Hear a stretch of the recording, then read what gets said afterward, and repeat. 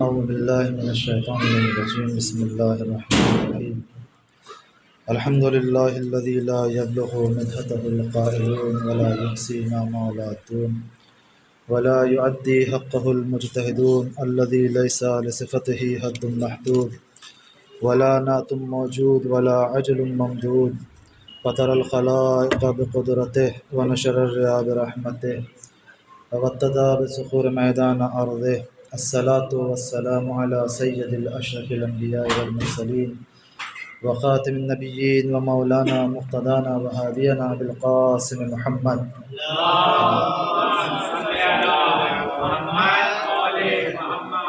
وعلى آل بيته الطيبين الطاهرين المعصومين المظلومين ولعنة الله على أعدائهم أجمعين أما بعد قال امام علی علیہ السلام یعفو امن ظلمہ ویعفو من حرمہ ویصل من عطاہ۔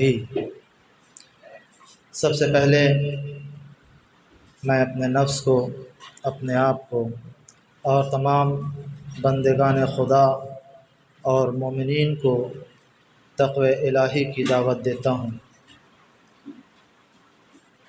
تقوی الہی پروردگار عالم کا وہ عظیم مطالبہ اور بے تحاشا اور بے شمار تاکید اپنے بندوں سے کہ یا ایھا الذین آمنوا اتقوا اللہ، اے ایمان لانے والوں تقوی اختیار کرو۔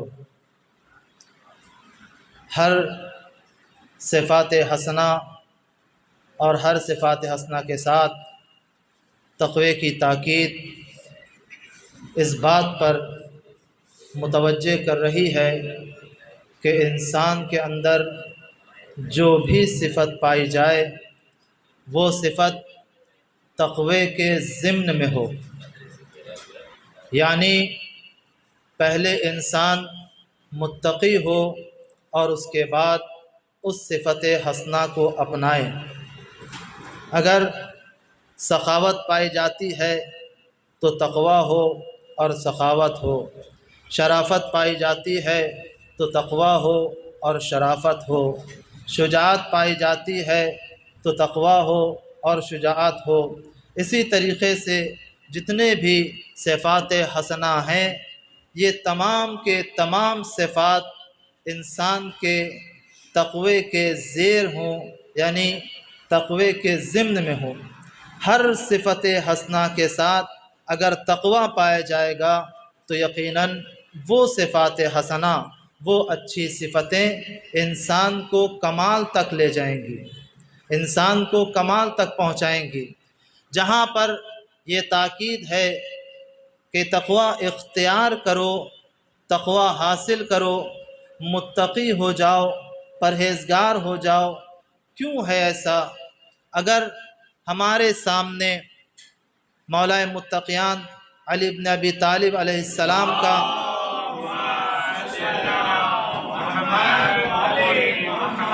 وہ خطبہ نہ آتا یا ائمہ معصومین کے وہ کلمات، وہ جملات، وہ احادیثیں نہ آتیں تو یقیناً ہم چند الفاظ اور معنی میں محدود رہ جاتے کہ تقوی کسے کہتے ہیں، یعنی ہم یہی سمجھتے کہ تقوی کے معنی ہیں کہ خدا سے ڈرنا، خدا سے خوف کھانا اور گناہوں سے بچ جانا۔ لیکن جو باریکیاں ائمہ علیہم السلام نے ہمیں بتائی ہیں اور جن چیزوں کی طرف متوجہ کیا ہے، جن نکات کی طرف متوجہ کیا ہے، آپ دیکھیں خطبہ متقین میں جہاں پر ہمارے اور آپ کے مولا ارشاد فرما رہے ہیں یعفو امن ظلمہ، متقی کون ہے؟ کہا دیکھو متقی وہ ہے یعفو، معاف کر دیتا ہے، امن ظلمہ، جو اس پر ظلم کرتا ہے اسے معاف کر دیتا ہے، جو اس پر ظلم کرتا ہے اسے معاف کر دیتا ہے۔ پھر امام نے فرمایا یؤتی من حرمہ، اور جو اسے کسی چیز سے محروم کر دیتا ہے، الگ کر دیتا ہے یا اس کے حصے کو اسے نہیں دیتا ہے، محروم کرنے والے کو بھی وہ عطا کرتا ہے۔ یہ صفات متقین مولا بیان فرما رہے ہیں۔ پھر امام نے فرمایا وصل ان قطعہ، اور اس سے صلہ رحمی کرتا ہے۔ کس سے صلہ رحمی کرتا ہے؟ کہا اس سے صلہ رحمی کرتا ہے متقی جو اس متقی سے اپنے تعلقات کو توڑ لیتا ہے۔ تین صفتیں خاص جو بیان کی گئیں، ایک یہ کہ جو اس پر ظلم کرتا ہے اسے بھی معاف کر دیتا ہے۔ دوسری چیز یہ کہ جو اسے محروم کر دیتا ہے، اس کے حصے کو لے لیتا ہے، اسے بھی وہ عطا کرتا ہے۔ تیسری چیز یہ کہ اگر کوئی اس سے صلہ رحمی نہیں کرتا ہے، قطع تعلق کر لیتا ہے، تو لیکن متقی وہ ہوتا ہے جو قطع تعلق نہیں کرتا ہے۔ عزیزوں، ان تینوں صفتوں میں جو خاص چیز پائی جاتی ہے کہ متقی وہ ہوتا ہے جو نہ ظلم کرتا ہے، نہ ہی کسی کو محروم کرتا ہے، نہ ہی کسی سے قطع تعلق کرتا ہے۔ لیکن اگر کوئی متقی کے ساتھ یہ عمل انجام دیتا ہے تو متقی کیا کرتا ہے؟ سب سے پہلی چیز معاف کر دیتا ہے، دوسری چیز اسے عطا کرتا ہے، اور تیسری چیز اسے اپنے تعلق کو جدا نہیں کرتا، توڑتا نہیں اپنے تعلق کو۔ ان تینوں صفتوں کا اصل سبب کیا ہے کہ متقی میں آخر تقوی میں ایسی کون سی بات پائی جاتی ہے کہ جہاں پر متقی ان تمام چیزوں کو انجام دیتا ہے کہ اپنے اوپر ظلم کرنے والے کو معاف کر دیتا ہے۔ یہ کوئی کم بات نہیں ہے کہ کوئی اگر کسی پہ ظلم کر رہا ہو اسے معاف کر دیا جائے۔ کہتے ہیں کہ بس متقی کے اندر جو خاص صفت پائی جاتی ہے وہ یہ ہے کہ متقی صابر ہوتا ہے، صبر کرنے والا ہوتا ہے، اور دوسری چیز یہ کہ متقی کا ارادہ محکم ہوتا ہے، اس کا ارادہ محکم و مضبوط ہوتا ہے۔ ان دو صفتوں کے ذریعے سے متقی کے اندر یہ صفات پائے جاتے ہیں۔ ایک چیز کیا کہ وہ متقی جو ہے وہ صابر ہے، صبر کرنے والا ہے۔ دوسری چیز یہ کہ اس کے اندر ارادہ محکم پایا جاتا ہے۔ ارادہ محکم کا کیا مطلب؟ یعنی جس کام کا وہ ارادہ کرتا ہے اسے انجام دیتا ہے، جس کام کا وہ ارادہ کرتا ہے اسے انجام دیتا ہے۔ اور یہ ارادہ کون سی چیز ہے؟ کہا دیکھو اگر تم ارادے کی طرف متوجہ ہوگے تو دعائے کمیل میں تمہیں اس بات کی طرف متوجہ کیا ہے کہ جہاں پر انسان یہ دعا کرتا ہے وَجْدُدْ عَلَى الْعَظِيمَةِ جَوَانِهِ، پروردگار ہمارے عزم و ارادے کو محکم بنا دے، ہمارے عزم و ارادے کو محکم بنا دے۔ کیوں محکم بنا دے؟ عزم و ارادہ سب کے پاس ہے، ہر انسان ارادہ کرتا ہے، ہر کام کا ارادہ کرتا ہے، لیکن دعا میں یہ کہنا کہ ہمارے ارادے کو محکم بنا دے، مضبوط بنا دے۔ کیوں؟ اس لیے کہ انسان جب بھی عمل انجام دیتا ہے، جب بھی کوئی کام انجام دیتا ہے تو اپنے ضعف ارادے کی وجہ سے، اپنے کمزور ارادے کی وجہ سے راہ راست سے منحرف ہو جاتا ہے۔ ہر انسان یہ جانتا ہے کہ برائی بری ہے۔ ہر انسان کون ایسا ہے جو ہم میں یہ نہیں جانتا ہو کہ برا کام برا ہے؟ سب جانتے ہیں کہ جھوٹ بولنا برا ہے، غیبت کرنا برا ہے، چوری کرنا برا ہے۔ ان تمام کی تمام چیزیں، تمام خصلتیں جو رذیلہ ہیں، اخلاق رذیلہ میں شمار ہوتی ہیں، سب یہ جانتے ہیں کہ یہ کام برا ہے، لیکن پھر بھی انجام ہم دیتے ہیں۔ کیوں؟ کیونکہ ہمارے پاس وہ ارادہ قوی نہیں ہے۔ اگر ہم کسی بھی کام کو ارادہ قوی کے ساتھ انجام دیں گے تو یقیناً ہم وہ کام برا کام نہیں انجام دیں گے، کیونکہ ہمارا ارادہ متزلزل ہے، ہم اپنے محکم ارادے پر قائم و دائم نہیں ہیں۔ تو اسی لیے کہا کہ وَجْدُدْ عَلَى الْعَظِيمَةِ جَوَانِهِ، کہ پروردگار ہمارے ارادے کو مضبوط بنا دے، ہمارے ارادے کو مضبوط بنا دے۔ اور جب یہاں یہ کہا گیا کہ وَجْدُدْ عَلَى الْعَظِيمَةِ جَوَانِهِ، پھر اسی کے بعد جو دعا کا جملہ ہے وَقَوِّ عَلَى خِدْمَتِكَ جَوَارِحِ کہ پروردگار ہمارے اعضاء و جوارح کو قوت بخش، کیوں؟ تاکہ ہم تیری خدمت کر سکیں، تاکہ ہم تیری خدمت کر سکیں۔ انسان اللہ کی خدمت اسی وقت انجام دے گا کہ جب اس کا ارادہ محکم ہوگا، جب اس کا ارادہ مضبوط ہوگا، اور جب ارادہ مضبوط ہوگا، جب ارادہ محکم ہوگا تو انسان بہترین طریقے سے خدمت پروردگار کر سکتا ہے، بہترین طریقے سے خدمت پروردگار کر سکتا ہے۔ وَعَلَى الْعَزِيمَةِ جَوَانِهِ اور قَوِّ عَلَى خِدْمَتِكَ جَوَارِحِ ایک ارادے کا محکم کرنا، دوسرے اعضاء و جوارح کو مضبوط بنانا۔ اعضاء و جوارح کا مضبوط بنانا کیا ہے؟ کہ ہمارے اعضاء و جوارح میں اتنی قوت و طاقت ہو کہ ہم تیری راہ میں چل سکیں اور تیرے حکم کو کامل و مکمل کر سکیں، تیرے حکم کو مانیں اور اسے بجا لائیں۔ یہ دو چیزیں ہیں، ارادے کا محکم ہونا، اعضاء و جوارح کا مضبوط ہونا، دونوں چیزیں دعائے کمیل میں مولا نے جناب کمیل سے بیان کیا۔ اب ہم ذرا غور کریں کہ ہمیں پتہ ہے کہ اگر ہم کوئی برا کام انجام دیں گے تو اس کا برا اثر ظاہر ہوگا۔ یہ ویسے ہی ہے کہ کوئی ڈاکٹر ہمیں کسی بات کا حکم دے کہ آپ فلاں فلاں چیز سے پرہیز کریں، ہم اس بات کو جانتے ہیں کہ ہمیں فلاں چیز سے پرہیز کرنا ہے، لیکن اس کے بعد بھی ہم پرہیز نہ کریں تو جو اس کا اثر ہوگا وہ ہمارے اوپر ہوگا، کیونکہ ہمارے اندر وہ ارادہ قوی نہیں ہے۔ اعضاء و جوارح کو مضبوط بنانا تاکہ راہ خدا میں عمل انجام دے سکیں، وہ تمام کی تمام برائیاں کہ جو انسان کو کمزور بنا دیتی ہیں، اگر اللہ نے جسمی حوالے سے انسان کو ان ساری چیزوں سے منع کیا ہے تو روحی حوالے سے بھی ان تمام چیزوں سے منع کیا ہے۔ جہاں پر اخلاق رذیلہ کو منع کیا کہ برے اخلاق کو مت اپناؤ، وہیں پر ان تمام چیزوں کو منع کیا کہ ان تمام چیزوں سے دوری اختیار کرو جو تمہارے جسم کو کمزور بنا دیتی ہیں۔ یعنی انسان کو روح کو بھی مضبوط بنانا ہے اور جسم کو بھی مضبوط بنانا ہے۔ جہاں ہم یہ سمجھتے ہیں کہ ہم اگر جھوٹ بولیں گے، غیبت کریں گے، چوری کریں گے یا اور دوسری تمام چیزیں تو وہ ہماری روح کو کمزور بنا دے گی، تو وہیں پر ہمیں یہ بھی بتایا گیا کہ اگر ہم ان تمام چیزوں کو استعمال کریں گے کہ جو ہمارے جسم کو کمزور بناتے ہیں تو اس کا استعمال بھی صحیح نہیں ہے۔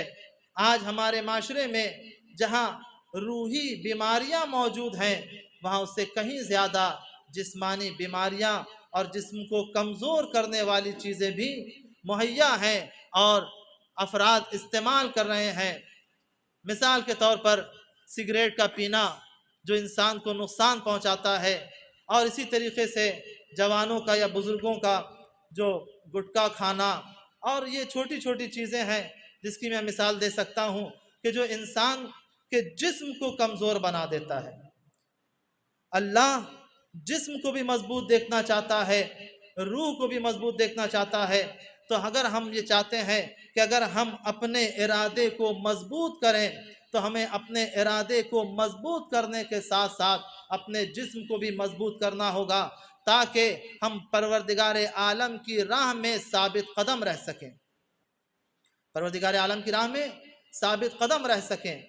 تو ایک چیز یہ ہے کہ مومن وہ ہے، متقی وہ ہے کہ اپنے اوپر ظلم کرنے والے کو معاف کر دیتا ہے۔ کون سی چیز نے اسے اتنا مضبوط بنایا، اسے اتنا قوی بنایا؟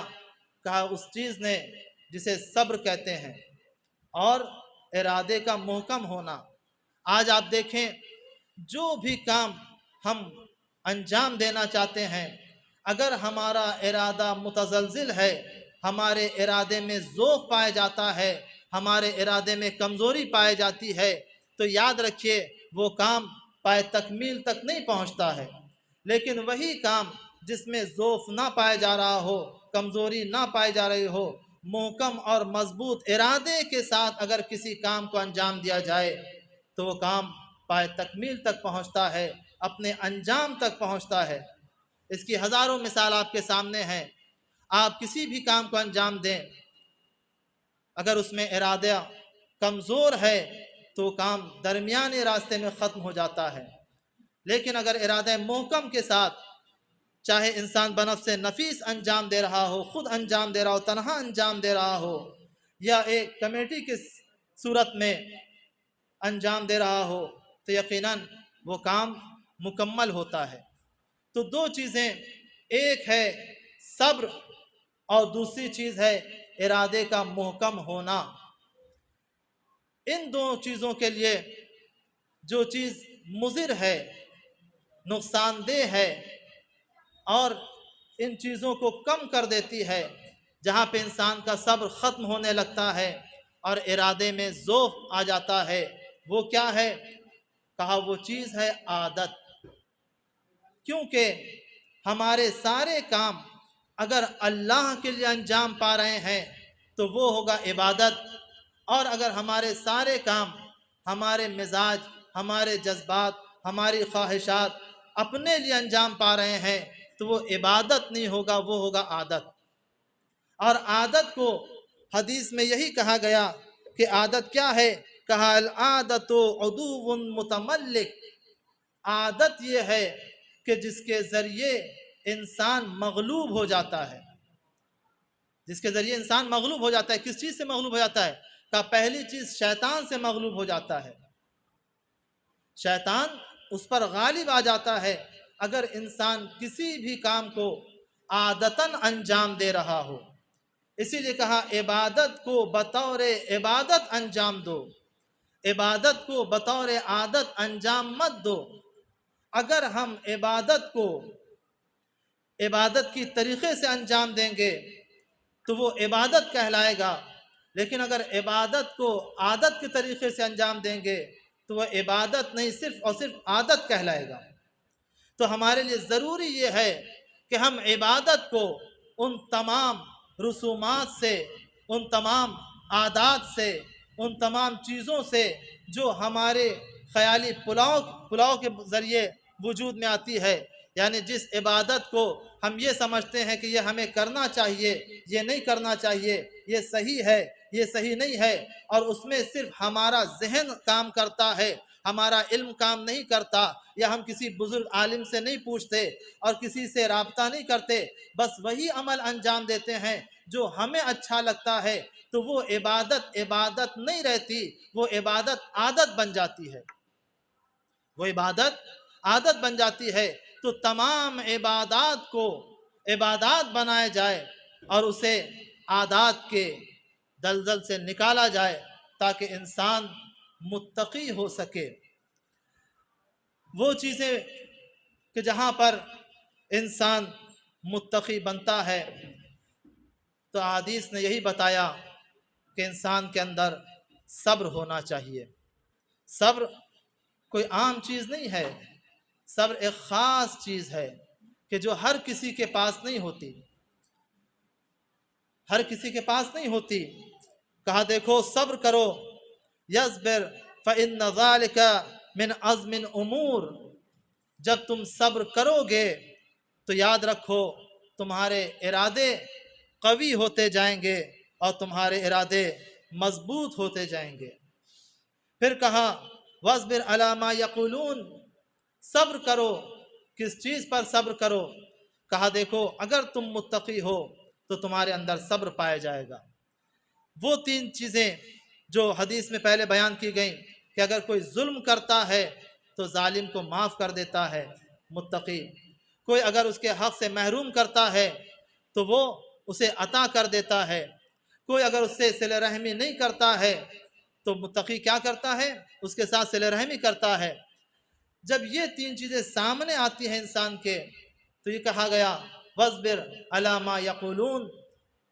ہو سکتا ہے کہ جب تم راہ خدا میں کوئی عمل انجام دو گے تو یقیناً تمہارے پاس ظلم کرنے والے یا تو وہ فکری ظلم کریں گے، یا وہ جسمانی ظلم کریں گے، یا وہ مالی ظلم کریں گے، کسی بھی اعتبار سے تمہارے اوپر ظلم کریں گے، اور خاص جو ظلم ہوتا ہے وہ ظلم ہے ظلم زبانی، کہ انسان جب کوئی اچھا عمل انجام دے رہا ہو، جب کوئی نیک عمل انجام دینے کے لیے آمادہ ہو، تیار ہو یا قیام کر رہا ہو، تو سب سے پہلے اس پر جو ظلم ہوتا ہے وہ ظلم زبانی ہوتا ہے۔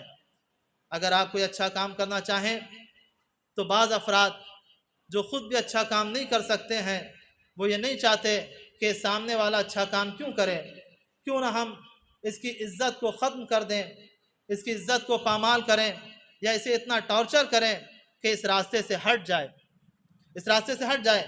قرآن نے صاف ہی کہہ دیا کہ وَاصْبِرْ عَلَىٰ مَا يَقُولُونَ، کہ جو کہہ رہے ہیں، جو کہنے والے تمہیں کہہ رہے ہیں انہیں کہنے دو، ان کا کام ہی یہی ہے کہ وہ تمہیں کہتے رہیں، تم ان کے کہنے پر صبر کرو، تم ان کے کہنے پر صبر کرو۔ جب تم صبر کرو گے تو یہاں پر معلوم ہوگا کہ تم متقی ہو اور تم پرہیزگار ہو۔ ایک چیز یہ بیان کی گئی جہاں پر یہ کہا گیا کہ دیکھو صبر کیا ہے، کہ وَاصْبِرْ عَلَىٰ مَا أَحَبَّكَ مِنَ الْأُمُورِ، اور متقی وہ ہوتا ہے جو صبر کرتا ہے عَلَىٰ مَا أُمُورِكَ، جو بھی امر اس کے سامنے آتا ہے، جو بھی حالات اس کے سامنے آتے ہیں اس پر وہ صبر کرتا جاتا ہے۔ چاہے کسی کی موت سامنے آ جائے، اعزاء و اقارب کی، اس پر بھی وہ صبر کرتا ہے، اس پر جزا و فضا نہیں کرتا کہ اللہ کو ہمارے یہاں یہ مصیبت دینا تھی۔ بعض افراد ایسے ہوتے ہیں کہ جب کوئی مصیبت آتی ہے تو وہ بغیر کسی قید و بند کے اسی طریقے سے گلا و شکوہ کرنے لگتے ہیں کہ اللہ ہم سے ہی ناراض ہے، فلاں کو دیکھیں وہ 3 مرتبہ زیارت کر آیا، ہم 1 مرتبہ فلاں جگہ بھی نہیں جا سکے۔ یہ جزا و فضا، یا کوئی مصیبت آ گئی تو اس پہ صبر کرنے کے بجائے اور صبر نہ کرنے کر کے جزا و فضا شروع ہو جاتا ہے کہ اللہ تو صرف معاذ اللہ امیروں کے لیے ہے، غریبوں کے لیے نہیں ہے، یہ ساری مصیبتیں اللہ نے ہمارے لیے دی ہیں۔ نہیں، فَاصْبِرْ، صبر کرو، عَلَىٰ مَا أُحِبُّكَ مِنَ الْأُمُورِ، جس امور کو تم پسند کرتے ہو ضروری نہیں ہے کہ وہ تمہیں دے دیا جائے، عطا کر دیا جائے۔ کچھ کام تمہارے لیے ایسے ہیں جو آزمائشی ہیں، جو تمہارے لیے امتحان ہیں۔ کوئی حادثات پیش ہو جاتے ہیں، ہمارے سامنے کوئی حادثات ہو جائے تو ہم وہی جزا و فضا کرنے لگتے ہیں، اپنے نصیب کو، اپنی تقدیر کو کوسنے لگتے ہیں، اور پھر اس کے بعد اللہ سے شکوہ شکایت کرنے لگتے ہیں۔ کیونکہ ہم صبر کے دامن کو چھوڑ چکے ہوتے ہیں۔ جب صبر کا دامن ہاتھ سے چھوٹ جاتا ہے تو یقیناً انسان خدا پر انگلی اٹھانے لگتا ہے۔ یہ متقی کی پہچان نہیں ہے۔ ائمہ علیہ السلام کے حالات کو دیکھیں، انبیاء علیہ السلام کے حالات کو دیکھیں کہ کون کون سی مصیبتیں آئی ہیں اور انہوں نے کس طریقے سے اپنے امتحان کو، اپنی آزمائش کو پیش کیا ہے اللہ کے نزدیک۔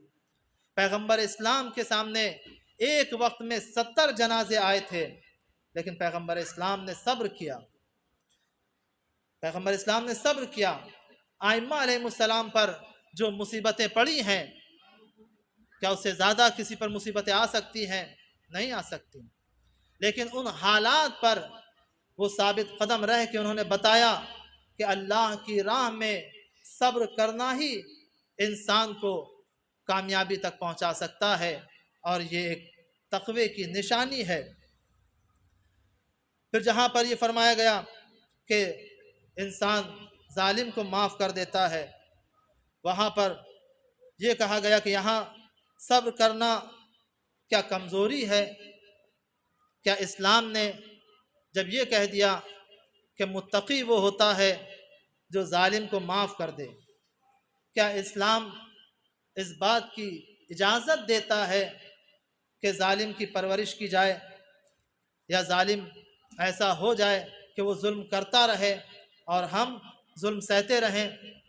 حدیث کے جو جملے ہیں وہ یہی ہیں کہ یعفو، معاف کر دیتے ہیں، امن ظلم ہی، جو ان پر ظلم کرتا ہے۔ تو کیا اسلام ظالموں کی تربیت کر رہا ہے جبکہ ہمارے سامنے بعض نظریات ایسے آتے ہیں افراد کے کہ اگر کوئی تمہیں ایک تماچا مارے تو تم اپنا دوسرا گال بڑھا دو. کیا یہ صحیح ہے؟ ہرگز یہ صحیح نہیں ہے. یہ اسلام کا نظریہ نہیں ہے کہ کوئی تم پر ظلم کرے اور تم ظلم سہو. اسلام نے یہی کہا ہے کہ نہ ظلم کرو اور نہ ظلم سہو. تو پھر حدیث کیوں کہہ رہی ہے کہ جب تم پر کوئی ظلم کرے تو تم اسے معاف کر دو؟ کہا دیکھو بعض شرائط ایسے ہیں، ظلم کئی طرح کا ہوتا ہے، اور انہی ظلموں میں سے ایک ظلم جب ظالم کرتا ہے، اگر کوئی ظالم بادشاہ ظلم کر رہا ہے تو یقیناً اس کے خلاف قیام کرو، اس کے خلاف آواز بلند کرو. یہاں پر خاموش رہنا صحیح نہیں ہے کہ اگر ظالم بادشاہ ہو اور ظلم کر رہا ہو، یا کوئی ظالم ہو مستکبر ہو وہ ظلم کر رہا ہو استکبار بیان کر رہا ہو تو کیا وہاں پہ خاموش آ جائے؟ کہا نہیں. پھر کیوں کہا گیا کہ انسان معاف کر دے؟ کہا دیکھو یہ جو معاف کرنے کے لیے کہا گیا ہے وہ اپنے گھر میں، اپنے معاشرے میں، اپنی سوسائٹی میں، اپنے درمیان ان افراد کو معاف کرنے کے لیے کہا گیا کہ جو تمہارے اپنے ہیں. اگر تمہارے بھائی نے تم پر کچھ ظلم کر دیا تو تم اپنے بھائی کو معاف کر دو. اگر تمہارے محلے والے نے کوئی ظلم کیا ہے تو تم اپنے محلے والوں کو معاف کرو. اگر تمہارے رشتہ داروں نے کوئی ظلم کر دیا تو تم اپنے رشتہ داروں کو معاف کر دو، اپنے رشتہ داروں کو معاف کر دو. اسی طریقے سے اگر تمہارے بھائی نے کسی حصے میں تمہیں محروم کر دیا اور تمہارے پاس اتنا موجود ہے کہ تمہیں محروم کرنے کے باوجود تم اسے عطا کر سکتے ہو، اسے دے سکتے ہو، تو تم اپنی کریمی کو دکھاؤ اور جس نے محروم کیا ہے اسے بھی عطا کر دو، اسے عطا کر دو. اور اس کے بعد جو حدیث کے جملے وہ یہی ہیں، وصل اور صلہ رحم کرو. کس پر صلہ رحم کرو؟ من قطع، جس نے تم سے صلہ رحم توڑ دیا ہو اس پر صلہ رحم کرو. صلہ رحم کا مطلب کیا ہے؟ کہا کوئی اگر کسی سے کوئی تعلق توڑ دیتا ہے تو انسان ہمارا مزاج یہ ہے کہ ہم یہ کہتے ہیں کہ اس نے ہمیں نہیں بلایا تو ہم کیوں بلائیں، چاہے مجلس ہو چاہے محفل ہو. اس نے اپنے یہاں نہیں بلایا تو ہم کیوں بلائیں، اس نے ہماری خیر خیریت نہیں پوچھی تو ہم کیوں پوچھیں. ہمارا مزاج یہ فرعونی مزاج کہا جاتا ہے، جس میں انا پائی جاتی ہے، جس میں میں پایا جاتا ہے. اور اگر بار بار میں کیا جائے تو یہ بات بھی انسانوں کی نہیں رہے گی، جانوروں سے مل جائے گی کہ جہاں پر انسان میں کر رہا ہو، میں کیوں اس سے ملوں، میں کیوں اس سے ملاقات کروں، میں اس کے یہاں کیوں جاؤں. تو حدیث نے یہی کہا کہ اگر کسی نے تم سے صلہ رحمی نہیں کی ہے اور تم سے تعلقات کو توڑ دیا تو تم اس کے ساتھ صلہ رحمی کرو. کیوں؟ تاکہ اس کے ذریعے سے پورے معاشرے کی تربیت ہو سکے، اس کے ذریعے سے وہ افراد جو مومن ہیں ان کی تربیت ہو سکے اور ان کے اندر وہ ایمان اور وہ تقوی جاگ جائے کہ جو اسلام نے ہمیں بتایا ہے. حدیث نے ہمیں یہی بتایا کہ یا ایھا الذین آمنوا اتقوا اللہ، اگر تم تقوی چاہتے ہو، اے ایمان لانے والوں متقی ہو جاؤ. یقیناً امام کے ان کلمات نے ہمیں اس نکات کی طرف متوجہ کیا ہے جو تعلیمات اسلامی ہے. اور تعلیمات اسلامی کے لیے جب انسان چاہتا ہے کہ ان تعلیمات سے اپنے آپ کو آراستہ کرے تو بغیر احادیث کے، بغیر آیات کے، بغیر روایات کے انسان ان نکات کی طرف متوجہ نہیں ہو سکتا.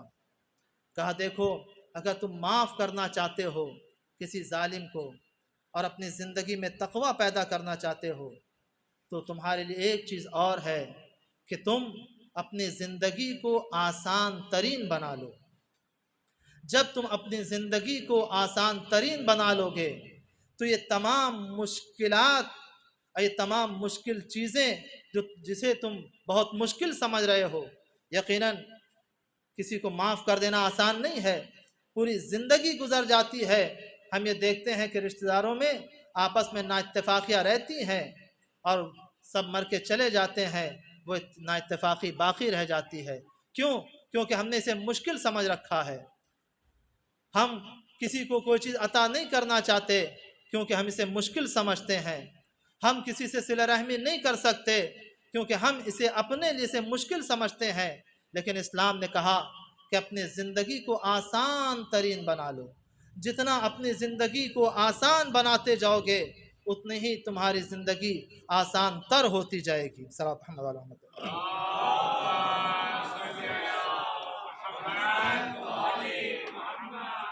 تو عزیزوں، انسان کی زندگی جب آسان ہوگی تو انسان کی زندگی کو کیا سبب ہے کہ انسان اپنی زندگی کو آسان کرے؟ کہا پہلا سبب یہ ہے کہ اللہ چاہتا یہ ہے کہ تمہیں خلق کیا ہے اور تمام چیزوں سے تمہیں افضل بنایا ہے کیونکہ تم انسان ہو۔ اگر اپنی فضیلت چاہتے ہو تو فضیلت کو تلاش کرو، اور یہ فضیلت تلاش کرو گے تو تم متقی بنتے جاؤ گے۔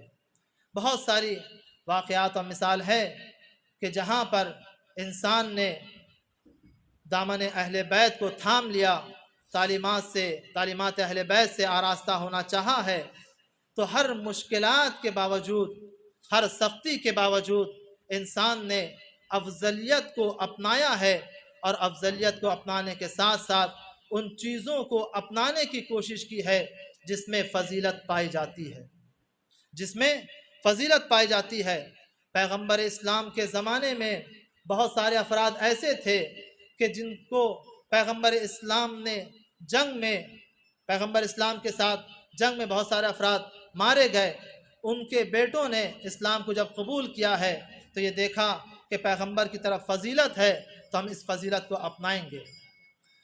جنگ جمل میں بھی ایک شخص آیا اور پیغمبر نے جب یہ کہا کہ اگر کوئی فضیلت چاہتا ہے تو جائے، مولا کائنات نے کہا کہ اگر کوئی فضیلت چاہتا ہے تو جائے اس لشکر کو بتائے کہ جس سے یہ جنگ کرنے کے لیے آئے ہیں وہ مصداق قرآن ہیں، تم میں سے کون فضیلت چاہتا ہے؟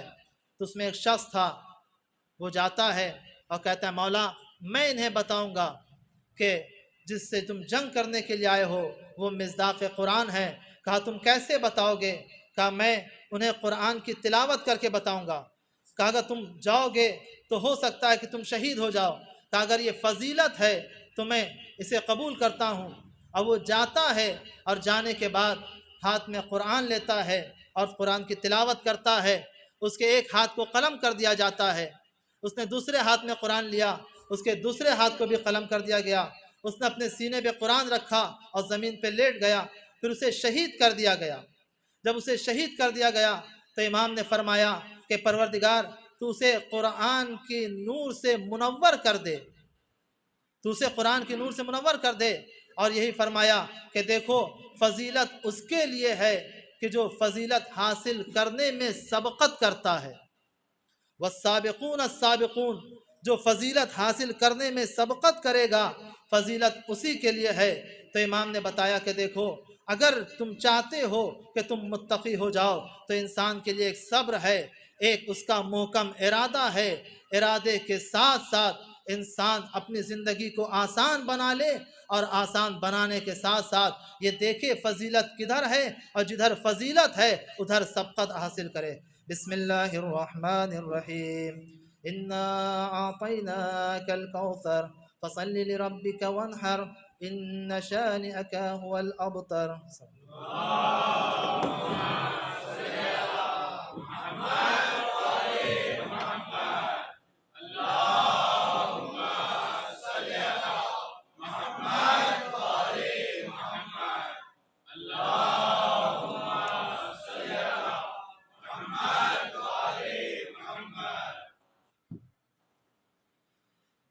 اعوذ باللہ من الشیطان الرجیم، بسم اللہ الرحمن الرحیم، نحمد و نصلی علی رسولہ الکریم وعلی آل بیتہ الطیبین الطاہرین ولعنۃ اللہ علی اعدائہم اجمعین۔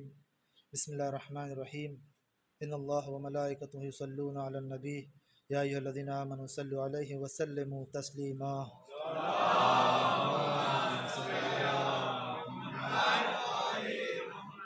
اللهم صل على سيد المرسلين وشفيع المذنبين نبينا محمد صلى الله عليه وآله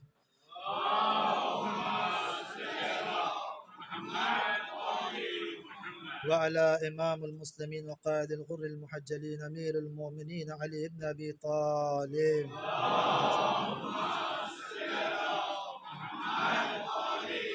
وعلى سيدة النساء العالمين وبذة الخاتم النبيين سيدنا فاطمة بنت رسول الله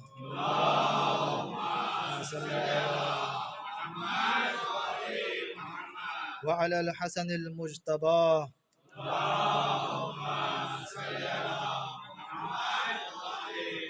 والحسين الشهيد بكربلاء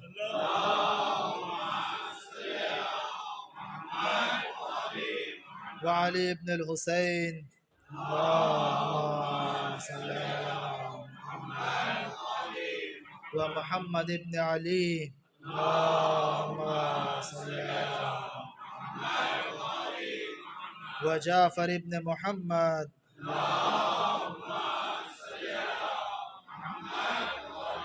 وموسى بن جعفر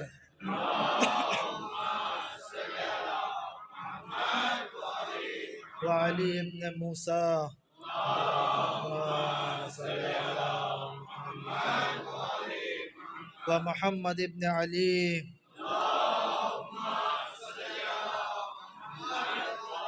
وعلي بن محمد اللهم صل على محمد والحسن بن علي عليه الصلاة والسلام اللهم صل على محمد اللهم صل على مولانا صاحب الزمان ماهي اللهم صل ما هي آثار البدء والطغيان هادم الأبنية الشرك والنفاق حاسد فروع البغي والشقاق صلوات الله عليه وسلم وعلى آبائه الكرام ما اتصلت الليالي والأيام اللهم عجل فرجه وسهل مخرجه صلاة محمد وعلى محمد.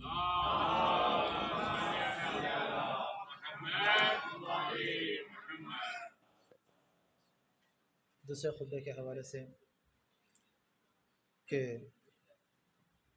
یہ ایام ماہ شعبان کے جو آخری ایام ہیں اور اس کے بعد ماہ مبارک رمضان ہے کہ جس کی تیاری ہم سبوں کو چاہے فردی اعتبار سے ہو یا اجتماعی اعتبار سے دونوں اعتبار سے کرنا ہے۔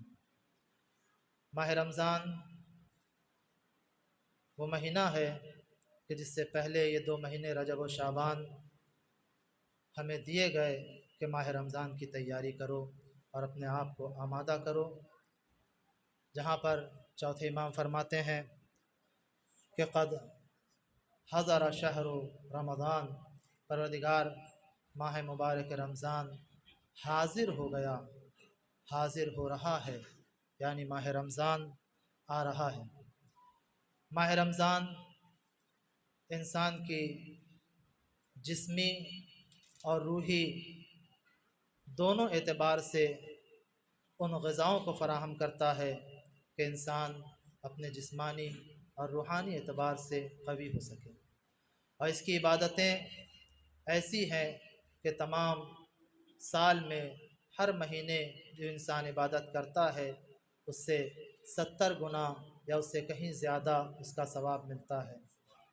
جہاں پر سونا بھی عبادت ہے، جاگنا بھی عبادت ہے، تسبیح پڑھنا بھی عبادت ہے، اور انسان جب روزہ رکھ رہا ہے روزے کا بھی ثواب اور افطاری کرانے کا بھی ثواب۔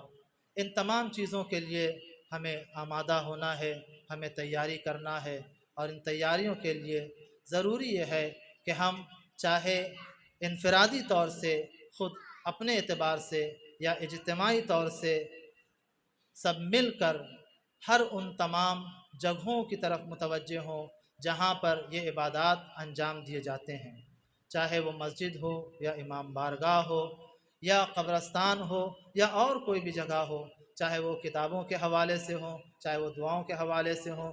اسی طریقے سے سب مل کر ایسا ماحول بنائیں کہ جس میں یہ احساس ہو کہ ہاں ہمیں ماہ رمضان کا انتظار ہے اور ہم ان عبادت کے لیے آمادہ اور تیار ہیں۔ عزیزوں، یہ پہلی چیز تھی کہ ماہ رمضان کی آمادگی اور تیاری ہر اعتبار سے، چاہے وہ عبادت کے اعتبار سے ہو اور چاہے وہ اسلام کی تبلیغ کے اعتبار سے ہو۔ اور حالات حاضرہ میں بھی بہت ساری جو مشکلات ابھی پیش آ رہی ہیں دنیا میں، وہ آپ جانتے ہیں کہ جہاں پر افغانستان میں طالبان نے شروع میں اپنا چہرہ کچھ اور دکھایا تھا اور بعد میں پھر اسی چہرے پر سے جب نقاب ہٹنے لگی تو اس نے پھر اپنا ویسے ہی چہرہ دکھانا شروع کر دیا، اور وہی نظریات جو بوسیدہ نظریات تھے تعلیمی حوالے سے، وہ یہی کہ طالبات کے لیے، خواتین اور لڑکیوں کے لیے اعلیٰ تعلیموں پر پابندی لگا دی جا رہی ہے کہ لڑکیاں اعلیٰ تعلیم حاصل نہیں کر سکتیں، جبکہ اسلام نے یہی کہا ہے اطلب العلم من المہد الی اللحد، علم حاصل کرو آغوش مادر سے قبر تک۔ کسی چیز کی پابندی نہیں لگائی، لیکن یہ گروہ جو کہ اپنے چہرے پر نقاب ڈال کے آیا تھا اور بہت سارے نظریات کو پیش کیا تھا، لیکن پھر وہی نظریات پیش کیے جا رہے ہیں۔ اور دوسری چیز یہ ہے کہ جہاں پر ماہ مبارک رمضان تعلیمات اسلامی کو پیش کرنے کے لیے آتا ہے، وہاں پر ہم یہ دیکھتے ہیں کہ وہ افراد جو اپنے آپ کو اسلام کا ذمہ دار کہتے ہیں اور اسلام کا ٹھیکیدار سمجھتے ہیں، انہوں نے بھی، وہ کون؟